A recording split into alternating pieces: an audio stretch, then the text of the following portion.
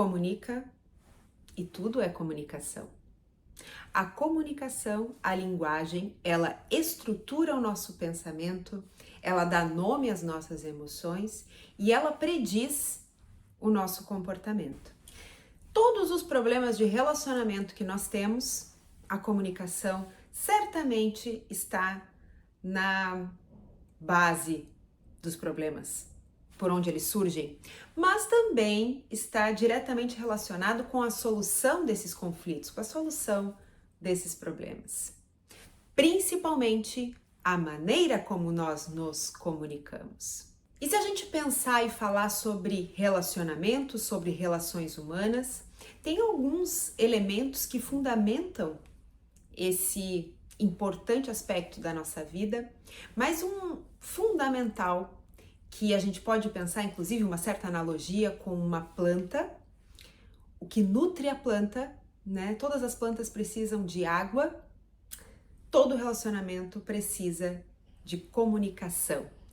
A comunicação é o que nutre as relações, principalmente, claro, a boa e assertiva comunicação. A comunicação, ela traz intimidade ou é a intimidade que melhora a comunicação? Se a gente for pensar, por exemplo, na época da escola, nosso primeiro dia de aula, né? A gente não conhecia ninguém, ficava mais retraído. Quando tu vê, começa a conversar com um coleguinha, podemos ir para a faculdade também, né? Pensando na faculdade, que é o mesmo processo da escola, só que a gente está um pouco maior. Então a gente está meio deslocado, começa falando com alguém, conecta com outra pessoa, comunica com os olhos. Primeiro dia conversa um pouco, segundo, quando vê passou um semestre, passou 2. Aos poucos, a intimidade e a relação vai se aprofundando, ou não, né? Então, eu comunico e aí a intimidade acaba ficando maior, a conexão vai se tornando maior. Todas as conversas, das informais, aquelas pessoas, quando a gente encontra o nosso vizinho no corredor, no elevador e diz bom dia, boa tarde, fala do tempo, até as conversas mais difíceis e profundas, são grandes oportunidades de adentrar um outro mundo, de transformar e também ser transformado. Porque ao nos comunicar, nós adentramos ao mundo simbólico do outro, né? Cada um de nós é um universo particular, um conjunto de símbolos e significados muito próprio. Então, quando eu dialogo, é uma oportunidade de eu conhecer o teu universo e a partir do momento que eu conheço o teu universo, o meu interno também amplia, eu também me transformo. Por exemplo, quando falamos sobre o inverno, o que é inverno? Certamente você lembrou das tuas experiências com essa estação do ano, assim como eu lembro das minhas, né? E são muito particulares. Agora, se eu pergunto para ti, o que é o inverno para ti? O que te faz lembrar?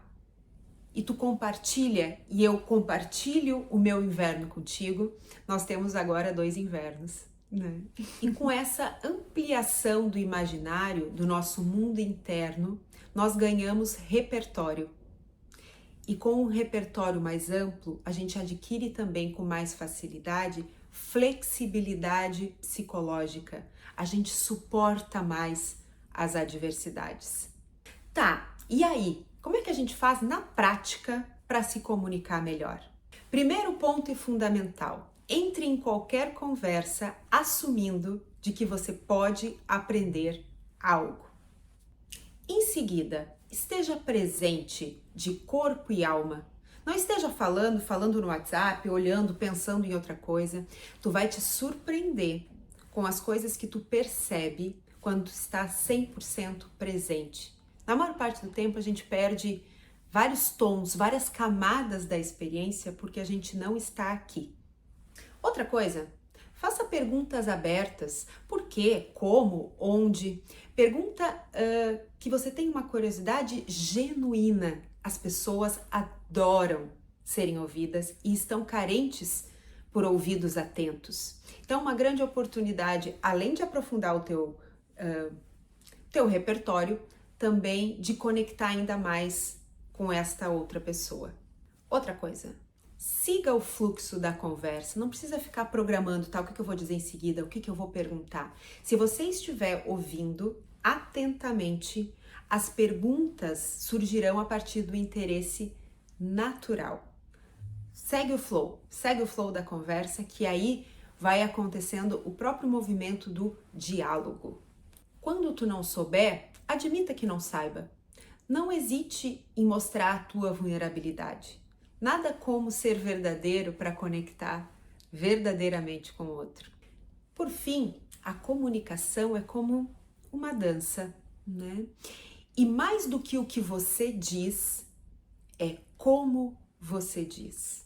Quais palavras, qual roupa, qual tonalidade você está colocando nas palavras que você está dizendo. Quem comunica de forma passiva tende a não expressar adequadamente suas necessidades, seus sentimentos e acaba anulando. Claro que isso vai sair em algum lugar, né, gente? Sempre vai ter vazão em um outro lugar. Então, uma comunicação passiva é alguém que tem dificuldades de posicionar-se e de colocar as suas próprias necessidades.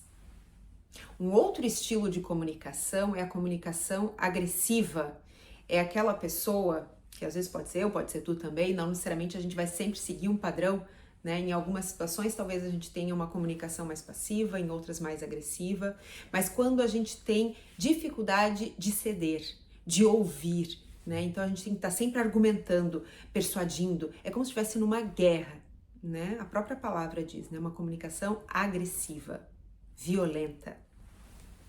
O objetivo de todos nós deve ser desenvolver uma comunicação assertiva, adequada a cada situação, né? Onde eu consiga ouvir e também expressar as minhas necessidades de uma maneira mais adequada, clara e respeitável possível. Qual é a minha necessidade e qual é a melhor forma de expressar?